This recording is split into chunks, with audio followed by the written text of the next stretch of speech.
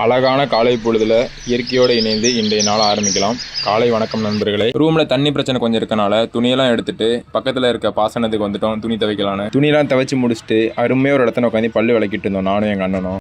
சுற்றி தென்னந்தோப்பு, அது மட்டும் இல்லாமல் அமைதியாக இருந்தது அந்த இடம். அப்படியே குளிக்க ஆரம்பிச்சிட்டோம். நானும் அசால்ட்டாக அதில் ஏறிடலான்னு பார்த்தேன். ஆனால் தண்ணியோட வேகம் அதிகமாக இருந்ததுனால அதில் ஏற முடியல. ஒரே அசிங்கமாகி போயிடுச்சு. சரி, முன்னாடி திரும்பியாவது ஏறலான்னு ட்ரை பண்ணேன். பல நிமிட போராட்டங்களுக்கு அப்புறம் ஒரு வழியாக ஏறிட்டேன். எங்கள் அண்ணன் ஒரு சவால் விட்டது, எதிர்நீச்சல் அடித்து இங்கேருந்து அங்கிட்டு போகிறேன்னு. ஆனால் என்ன ஒரே இடத்துல தான் அடிச்சுக்கிட்டு இருந்தது. நல்லா பார்த்துக்கோங்க நண்பர்களே. நான் ஏறப்போ சிரிச்சாங்க, ஆனால் இப்போ இவங்க எவ்வளோ கஷ்டப்படுறாங்கிறத பார்த்து தெரிஞ்சுக்குங்க. இவங்களாலையும் ஏற முடியல. சைடில் கட்டையில் கால் வச்சு ஒரு வழியாக எப்படியோ மேலே ஏறிட்டாங்க. அப்புறம் அங்கேயே ஒரு சில ஃபோட்டோக்கள்லாம் எடுத்தோம் நானும் எங்கள் அண்ணனு. அதுக்கப்புறம் கிளம்பிட்டோம். காலையில் எழுந்தோடனையும் பாசனத்துக்கு போனால ரூமில் எதுவும் சமைக்கலை.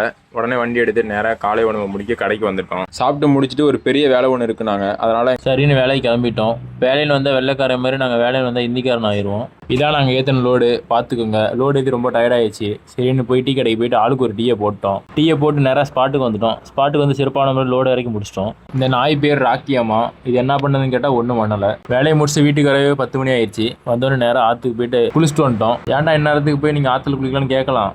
ஆனால் ரூமில் தண்ணி இல்லை. குளிச்சுட்டு வந்துட்டு ட்ரெஸ்ஸை மாற்றிட்டு ரூமில் சமைச்சு வச்சுருந்தாங்க. முட்டை பொரியல், பருப்பு குழம்பு, சாப்பாடு சாப்பிட்டு தூங்கிட்டேன். அவ்வளோதான்.